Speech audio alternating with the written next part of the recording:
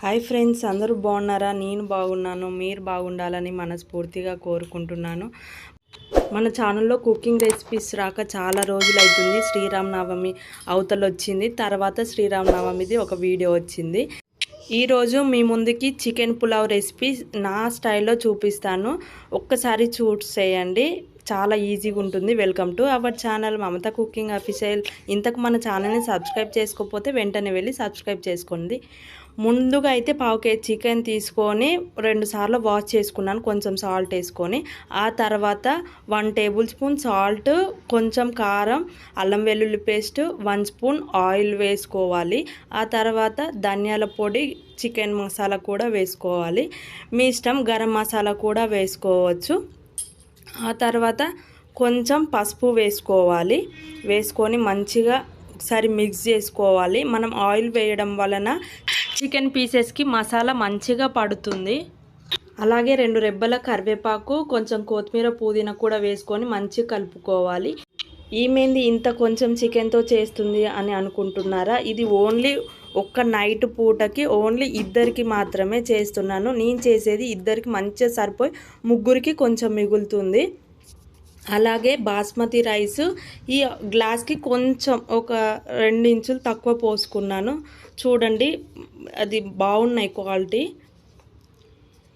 మీ ఇష్టం, ఏ రైస్ అయినా తీసుకోవచ్చు. నేనైతే బాస్మతి రైస్ ఇంట్లో ఉన్నాయి కదా అని నేను తీసుకున్నాను. ఒక 2 సార్లు మంచి నిమ్మలంగా వాష్ చేసుకొని మూడోసారి వాటర్ పోసుకొని నానబెట్టుకోవాలి. ఒక అర్ధగంట చికెన్, అర్ధగంట బాస్మతి రైస్ నానబెట్టుకుంటే సరిపోతుంది. అలా నానబెట్టడం వల్ల తొందరగా కుక్ అవుతుంది.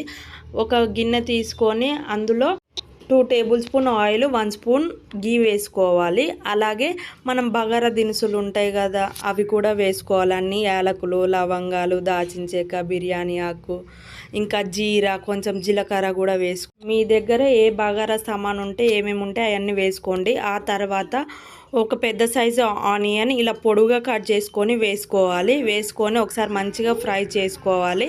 ఇవి మామూలు గోల్డ్ కలర్లో వస్తే సరిపోతుంది. మెత్తగా కాకుండా ఇంకా కొంచెం కలర్ చేంజ్ ఇవ్వనివ్వండి. వీడియోలో చూపిస్తున్నట్టు కలర్ చేంజ్ అయితే సరిపోతుంది. అలాగే కొంచెం కరివేపాకు వేసుకొని అది కూడా కొంచెం ఫ్రై చేసుకోవాలి. తర్వాత మ్యాగ్నేట్ చేసుకున్న చికెన్ కూడా వేసుకోవాలి. అది కూడా వేసుకొని మంచిగా కలుపుకోవాలి. హై ఫ్లేమ్లో ఒక 10 మినిట్స్ లేదా 5 మినిట్స్ ఉడికించండి. వాటర్ బయటికి రిలీజ్ అయ్యే వరకు హై ఫ్లేమ్లో ఉంచి మంచిగా కుక్ చేయండి. ఆ తర్వాత ఒక చిన్న సైజ్ టమాటో వేసుకోవాలి. చిన్న సైజ్ టమాటో వేసుకోవడం వలన కొంచెం గ్రేవీగా ఉంటుంది. మీ ఇష్టం, వేసుకోవచ్చు లేదా స్కిప్ చేసుకోవచ్చు. టమాటా వేసుకోవడం వలన మంచి టేస్ట్ ఉంటుంది. అలా హై ఫ్లేమ్లో కాసేపు కలుపుకుంటూ మంచిగా ఫ్రై చేసుకోవాలి. ఒక 5 నిమిషాలు మూత పెట్టుకొని చూడండి, మంచిగా వాటర్ పైకి వచ్చాయి. వచ్చిన వాటరు మొత్తం ఆ చికెన్ ఉడికేంత వరకు ఆ వాటర్ కూడా మొత్తం అయిపోవాలి. అప్పటి వరకు మంచిగా ఉడికించుకోవాలి. ఆ తర్వాత కారం కూడా వేసుకోవాలి. అంటే ముందు మనం కొంచెమే కారం వేసుకున్నాం కదా, మళ్ళీ చెక్ చేసుకొని మళ్ళీ కారం వేసుకున్నాను. ఆ తర్వాత సాల్ట్ వేసుకోవాలి. మీ ఇష్టం, మీరు మ్యాగ్నేట్ చేసుకునేటప్పుడైనా కారం, ఉప్పు సరిపడా వేసుకోవచ్చు. నేను ఏంటంటే సడన్గా మా బావ చికెన్ తెచ్చి ఇచ్చాడు, పక్కకు పెడితే ఖరాబ్ అవుతుందని కొంచెం వేసి అలా మ్యాగ్నేట్ చేసి పక్కకు పెట్టాను. చూడండి, వాటర్ అన్నీ ఎగిరిపోయాయి, ముక్క కూడా మంచిగా ఉడికింది. ఇంకొక 2 నిమిషాలు ఉడికితే సరిపోతుంది. ఒక 80% చికెన్ కుక్ కావాలి. మొత్తం వాటర్ అనేది మొత్తం ఆవిరైపోయినాయి. చూడండి, ఈ చికెన్ ఫ్రై ఇలా తిన్న టేస్ట్ బాగుంటుంది. ఆ తర్వాత కొంచెం పెరుగు వేసుకోవాలి. పెరుగు వేసుకోవడం వలన టేస్ట్ బాగుంటుంది. మీకు వద్దంటే స్కిప్ చేసుకోవచ్చు, వేసుకుంటే టేస్ట్ బాగుంటుంది, అందుకే వేశాను. ఆ తర్వాత మంచిగా కలుపుకొని మూత పెట్టుకోవాలి. ఒక 2 నిమిషాలు మూత పెట్టుకోవాలి. చూడండి, ఆయిల్ ఎంత మంచిగా పైకి తేలిందో, మంచిగా ఫ్రై అయిపోయింది.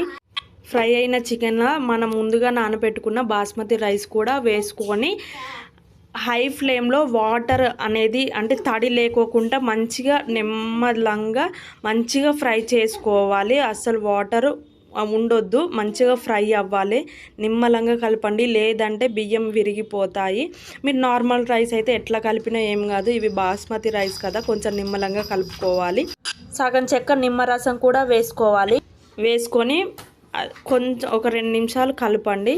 కలిపాక వాటర్ మొత్తం పోయినాయి అనుకున్నప్పుడు 2 గ్లాసుల వాటర్ పోసుకోవాలి. మనం ఏ గ్లాస్తో అయితే బియ్యం తీసుకున్నామో అదే గ్లాస్ తోటి 2 గ్లాసుల వాటర్ పోసుకోవాలి. మీకు కొంచెం ఎలా అంటే పుల్లలు కాకోకుండా కొంచెం గ్రేవీగా ఉంటుంది కదా, అలా కావాలంటే 2 గ్లాసులు పోసుకోండి, లేదంటే 1.5 సరిపోతుంది. ఒక 2 నిమిషాలు కలిపాక కొత్తిమీర పుదీనా వేసుకోవాలి. మీకు కావాలంటే కసూరి మేతి అయినా వేసుకోవచ్చు, నేను మర్చిపోయాను. అలా మంచిగా ఉడికించుకోవాలి. ఒక 5 నిమిషాలు హై ఫ్లేమ్లో మంచిగా ఉడికించుకోవాలి. చూడండి ఇలా అయ్యింది. ఒకసారి మంచిగా కలుపుకొని మళ్ళీ మూత పెట్టుకోవాలి. మళ్ళీ ఒక లో ఫ్లేమ్లో ఒక 10 మినిట్స్ లేదా 15 మినిట్స్ లో ఫ్లేమ్లో ఉడికించుకుంటే, ఒకసారి మధ్యలో మూత తీసి ఇట్లా పైనుంచి చూసుకోండి, ఆవిరి వాటర్ పోయినాయో లేదో చూసుకోండి. పోకపోతే ఒక 2 నిమిషాలు మూత పెట్టుకోండి. ఒక 2 నిమిషాల తర్వాత మూత తీసి చూడండి. అంతే అండి, మన చికెన్ పులావ్ రెడీ అయిపోతుంది. పక్కకి ఆనియన్స్ కొంచెం రైతా పెట్టుకొని తింటే అబ్బా వేరే లెవెల్ ఉంటుంది, అంత టేస్ట్ ఉంటుంది. మీకు ఒకసారి ఇది తెలియకపోతే ఖచ్చితంగా ట్రై చేయండి. మీకు రాదని కాదు, ఒక్కసారి నా స్టైల్లో ట్రై చేయండి. మీకు ఎలా వచ్చిందో కామెంట్ చేయండి. అలాగే మీ ఫ్రెండ్స్ అండ్ ఫ్యామిలీకి షేర్ చేయండి.